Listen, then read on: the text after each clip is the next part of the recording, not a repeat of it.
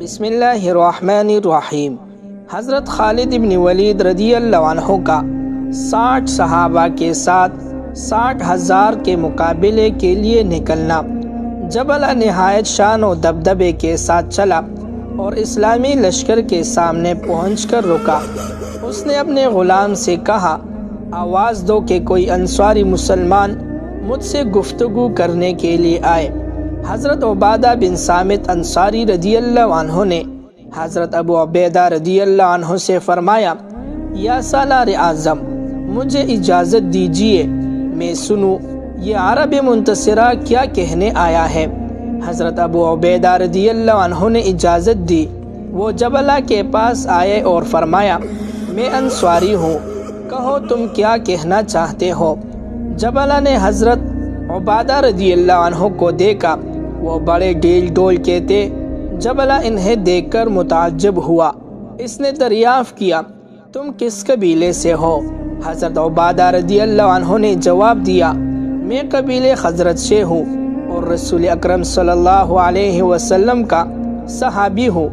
جبلہ تمہارا نام کیا ہے؟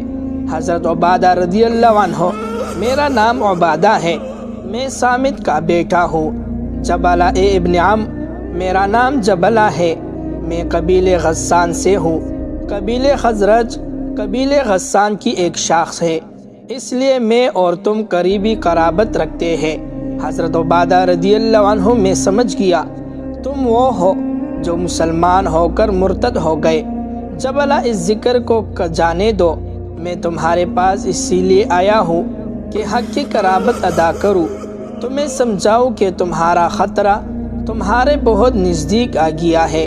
قیصر روم نے یہ طے کر لیا ہے کہ وہ عربوں سے فیصلے کن جنگ کرے، مگر وہ رحیم المزاج ہے، چاہتا ہے کہ خونریزی نہ ہو۔ حضرت عبادہ رضی اللہ عنہ نے قطع کلام کرتے ہوئے فرمایا، یہ بہت آسان ہے وہ مسلمان ہو جائے۔ جبلہ بات کاٹنا اچھا نہیں عبادہ، وہ قیصر ہے، عیسائیوں کا بادشاہ ہے، اس بات کو کیسے گوارا کر سکتا ہے کہ مسلمان ہو جائے؟ حضرت عبادہ رضی اللہ عنہ کیا بات مانع ہے؟ جبلہ یہ اس کی شان کے خلاف ہے۔ حضرت عبادہ یہ تیرا خیال ہے، مسلمان ہونے سے اس کی شان اور دو بالا ہو جائے گی۔ جبلہ بحث نہ کرو، پہلی ساری بات سن لو۔ حضرت عبادہ کہو۔ جبلہ اس نے ازراح ترحم سے یہ حکم دیا ہے کہ مسلمانوں کو صلح کی ترغیب دی جائے، اور جس قدر علاقہ پر انہوں نے اس وقت تک قبضہ کر لیا ہے وہ انہیں ہی عطا کر دیا جائے۔ اگر وہ مان لے تو ان سے کسی قسم کا تعرض نہ کیا جائے۔ اب میں تم سے کہتا ہوں کہ یہ تمہارے فائدے کی بات ہے، تم اسے مان لو، صلح کر لو۔ اگر تم نے صلح نہ کی تو اس لشکر کو دیکھ رہے ہو جو تمہارے سامنے فروکش ہے، بے شمار ہے۔ اس لشکر میں ایک شخص بھی ایسا نہیں جو لڑائی کا خواہش مند نہیں، نہایت جنگجو اور بہادر لوگ ہیں۔ اتنا ہی ایک اور لشکر سور ربوریت میں مقیم ہے، تم اسی لشکر کا مقابلہ نہیں کر سکتے، اور لشکر کو تو کیا کر سکو گے، اس لیے مناسب یہی ہے کہ تم صلح پر آمادہ ہو جاؤ۔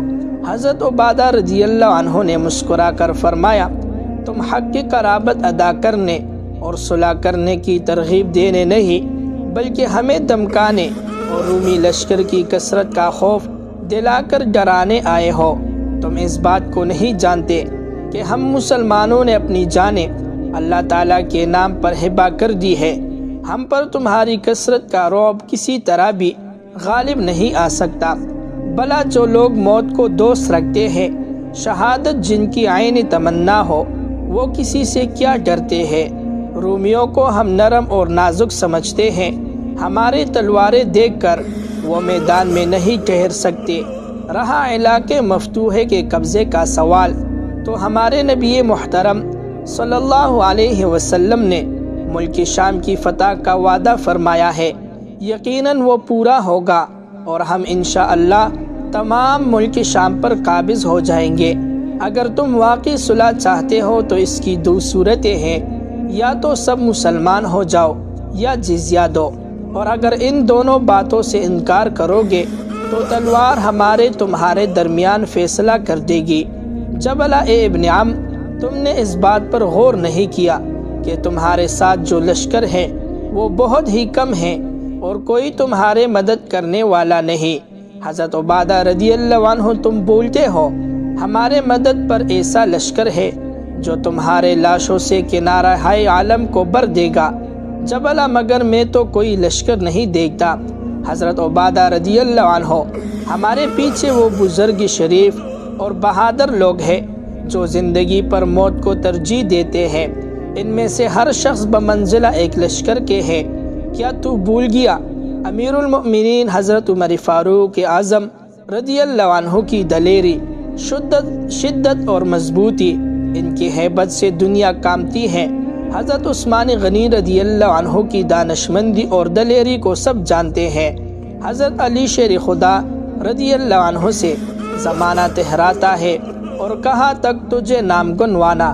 جبلہ افسوس ہے، تمہیں سمجھانے کے لیے آیا تھا لیکن تم نہیں سمجھتے۔